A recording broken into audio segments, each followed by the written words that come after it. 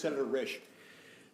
Well, thank you, Mr. Chairman, and thank you for being here today. This is a fascinating subject, really, to dig into. I have to tell you, in recent years, as I've sat in this committee, we've had the people come in here and predict to us what was going to happen as far as demand for electricity in America because of AI and the other things that are coming on board, particularly AI.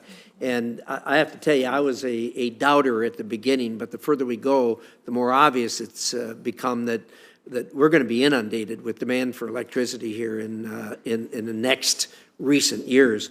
It's a problem, but the good news is that this particular problem we know how to deal with, and that is we know how to generate electricity.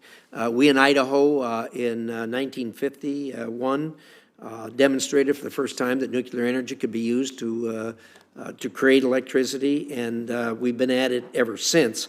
Of course, we had the setback as a result of 3 Mile Island, but which really put us a generation behind. But now, I think the world knows there's a real renaissance going on as far as nuclear energy is concerned, not only in the United States, but also particularly in the globe, particularly in Eastern Europe, where they're trying to cut the cord with Russia.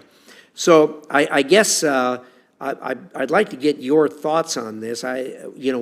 We're going to flip the switch, hopefully, in the next year or so on the first SMR, which is really going to change the delivery of electricity in the world. And this August, we're going to cut the ribbon on a micro reactor that they're starting at the INL in Idaho. We're very proud of the work we do in Idaho on nuclear. We really think that we have the solution to all of this. I really think that nuclear is going to have to be and I agree that we want to be all of the above, but I think to deliver the load, I really think it's going to take nuclear to do that. And I'd like to get each of your thoughts on that. Peter, good to see you again, and your thoughts first, please. I believe that nuclear eventually will be able to fill that base load, but look, I just want to be honest with you. I'm the only one sitting here at this table that pays a power bill of over $250 million a year. That's my gas and electric bill in my company. We can talk all we want about all these renewables and so forth and solar and wind. The fact of the matter is it is failing in Europe where it has been implemented on widespread basis. It is failing.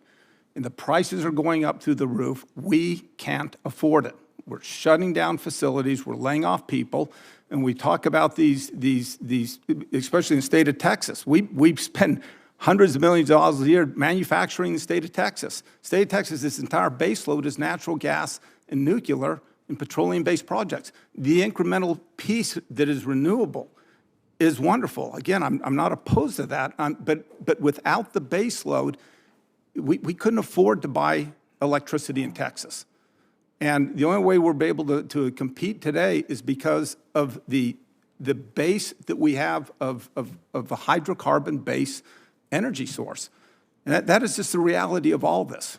Eventually, somebody's got to pay for all this stuff.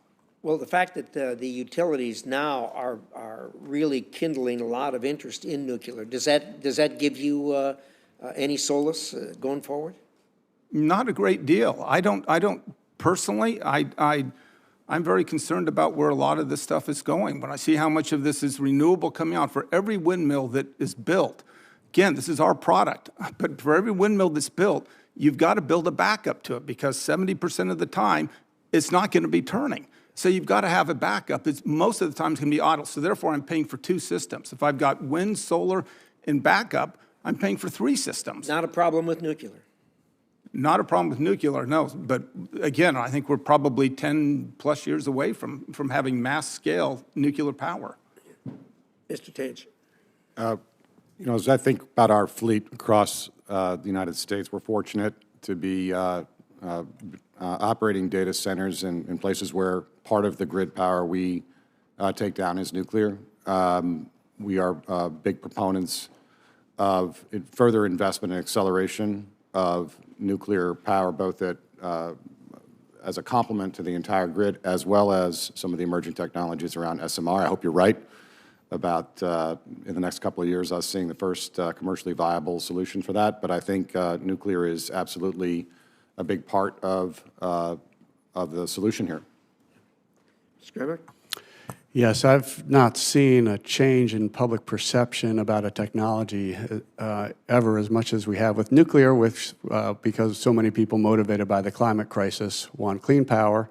And I think everybody who's looking at the grid also realizes we do need firm power. So that is a clean, firm source that could make a great contribution. Well, take heart. Idaho's here to help you.